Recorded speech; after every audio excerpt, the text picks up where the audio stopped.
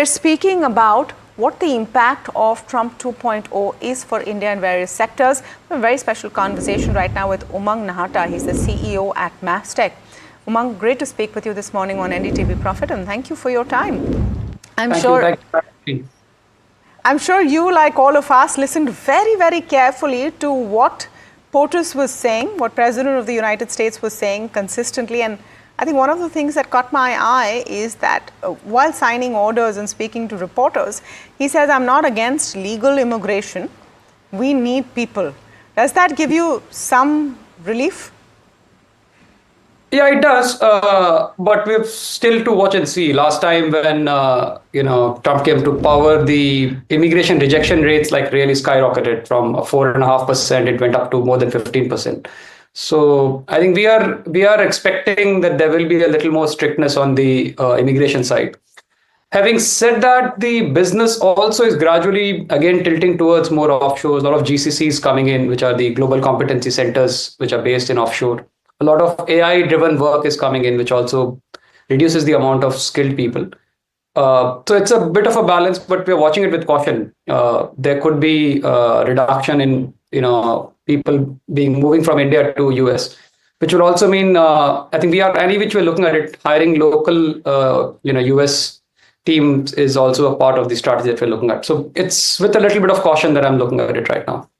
Fair enough, and it should be a fair amount of caution. Just help me understand that for you, what are the kind of revenues which come in from the US, and if you have to localize talent, what is that impact on margins, for example? So currently, approximately 110, which is around 25-30% of our business comes out of North America. So it's a pretty balanced, although our ambitions are to definitely grow it phenomenally to 50% and more.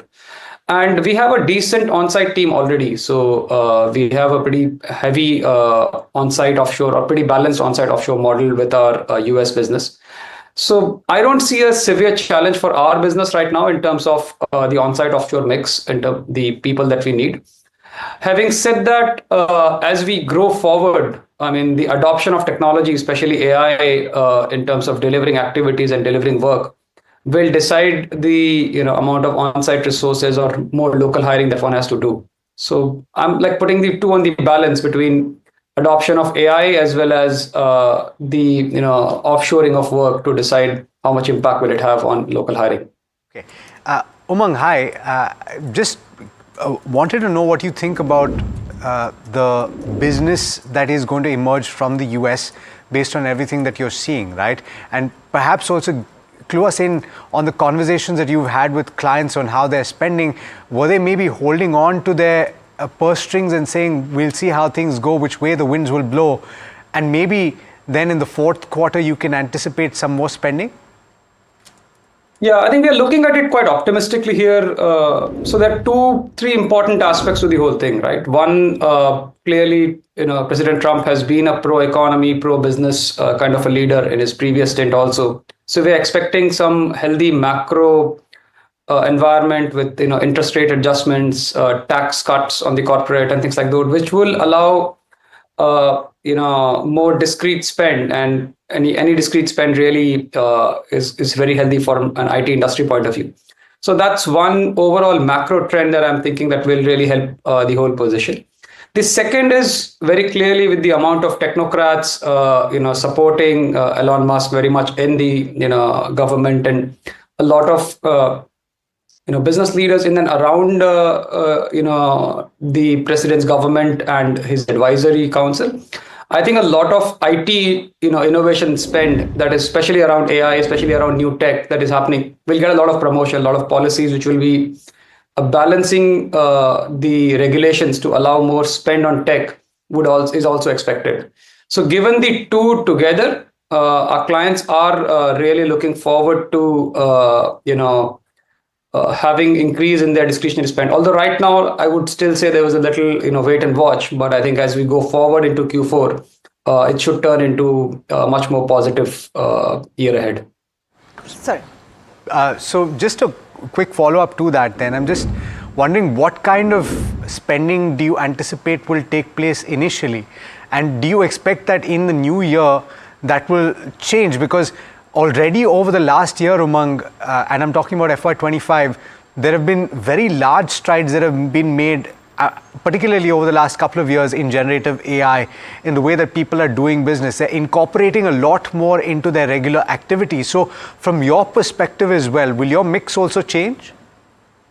Yeah, I think generative AI as a wave will phenomenally change the IT services industry. I mean, what we have seen is still, not even the tip of the iceberg yet in terms of the amount of change that it is going to drive.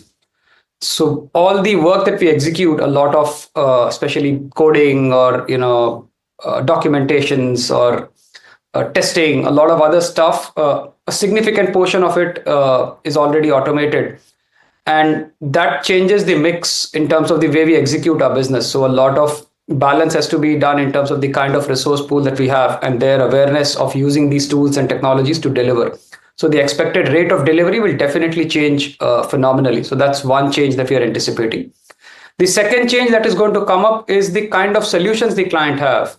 So if you look at the traditional model where we were looking at a lot of business logic built in between the UI and the database, a lot of that business logic will now go away and will be replaced by agents who will be taking care of that business logic, which will require an upgrade of software. So an initial space, it will be the initial wave will be AI engineering wave, where you will have a lot of AI engineering work required to develop or rebuild the applications that the clients have with AI agents embedded in it. And then as we go forward, it will be more about really building more SLMs and much more data driven as we take it forward from there. Okay, just some new orders. I mean, Donald Trump is on a signing spree. This is just updates from the last hour. He signed an executive order to change name of the Gulf of Mexico to the Gulf of America. He signed an executive order on the death penalty, directing all necessary and lawful actions so that states have enough lethal injection drugs to carry out executions. He signed an executive order requiring that within 60 days, there should be an end to all DEI government programs, that's diversity and inclusion programs. So a whole host of stuff happening. Nothing on tariffs so far, Umang. I'm just trying to understand, in all of the things that Trump could do, what would be the best case scenario and the worst case scenario for an Indian IT company like you? Yeah, I mean, a lot of unexpected or, it's a little unprecedented, right? And the kind of change, the general feeling is a little, you don't know what to expect. So things are changing so fast, and a lot of, quick decisions, and then maybe little adjustments going forward with them and things like that. And many of these were things that were developing over the years, right? For example, DEI or environment, or many of these areas have been very strong human issues that the society in general has been really vouting for, whereas President Trump has really taken a contrary view to many of those. So it's an interesting scenario in terms of where things are. A lot of unprecedented things may happen. My guess in terms of what could be the best case scenario for us as Indian IT services is where we look at good opening up of economy with the macros factor really running well, a lot of discrete spend coming back into the picture, and good healthy adoption of technology for driving the kind of goals that we really have to drive in terms of delivering value to our end businesses, especially using AI and a lot of other new tech that is really coming up. So that's the best possible case scenario. The worst case scenario would be we get into a geopolitical turmoil.